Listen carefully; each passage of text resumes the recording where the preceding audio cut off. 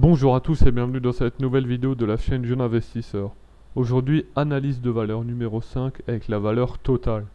Donc comme d'habitude, cette vidéo n'est pas un conseil en investissement mais juste un partage de l'auteur. Pour la présentation de Total, Total figure parmi les premiers groupes pétroliers mondiaux. Total fait partie de la catégorie des énergies. La répartition du chiffre d'affaires par zone est la suivante. 49,5% pour l'Europe, 21,9% pour la France, 10,6% pour l'Afrique, 10% pour l'Amérique du Nord et 8% pour les autres. Maintenant, la répartition par secteur d'activité.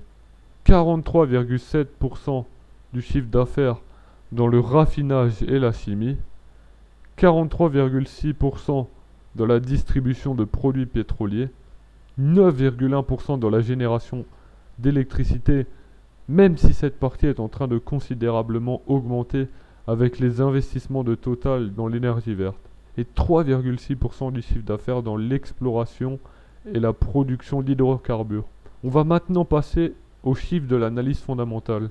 Donc pour le chiffre d'affaires, on peut voir une belle augmentation de 28,73% au cours des 5 dernières années.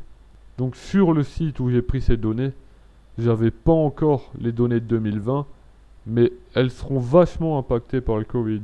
Pour le résultat net, on peut voir une très belle augmentation de 153,97%. Pour le free cash flow, une très belle augmentation de 348%, car on est passé de négatif à positif. Maintenant, on va passer au ratio de l'analyse fondamentale. Donc la marge brute tourne aux alentours des 22-23% environ, ce qui est très faible. Pour la marge nette, on est plus autour des 5-6%. C'est pas énorme, mais ça reste correct pour une entreprise française. Pour le ROE, le Return on Equity, on peut voir que celui-ci tourne autour des 8-10%, ce qui est pas trop mal. Pour la dette, vous avez affiché ici le ratio Debt to Equity. On peut voir que celui de Total est assez correct en temps normal.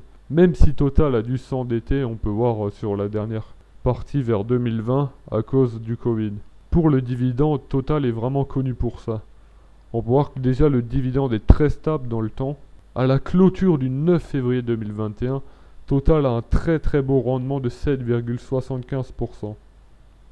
On verra après sur les graphiques que ce n'est pas une valeur de croissance, mais plutôt de rendement. On va maintenant rentrer dans l'analyse technique, et pour comprendre cette analyse technique, je vous invite à regarder la playlist de 50 leçons d'analyse technique de la chaîne Épargne Investissement et Patrimoine. Le lien de cette playlist sera en description. On peut voir ici le graphique de Total en mensuel. On peut voir que de l'introduction en bourse jusqu'à 2006 environ, la tendance était clairement haussière et elle s'est transformée en tendance de range. On est venu taper 2 fois la résistance, plein de fois le support, à nouveau une fois cette résistance. Avec la crise Covid, on est venu casser le support, mais il y a eu beaucoup d'acheteurs et là on est pile dessus. Est-ce qu'il y aura un retour aux 57 € comme ça environ? Je ne sais pas. Mais comme j'ai dit dans la partie dividende, Total est une valeur de rendement et non de croissance. Si vous venez à réinvestir vos dividendes à chaque fois que vous en avez, surtout que le dividende est trimestriel, vous allez augmenter votre part de Total dans votre portefeuille, tout en augmentant votre dividende trimestriel, mais vous n'allez plus avoir une multibagger avec Total, à moins que leur part dans l'énergie verte leur apporte énormément d'argent, ce qui m'étonnerait fortement. Merci d'avoir regardé cette vidéo, c'était Jeune Investisseur, du contenu arrive très prochainement.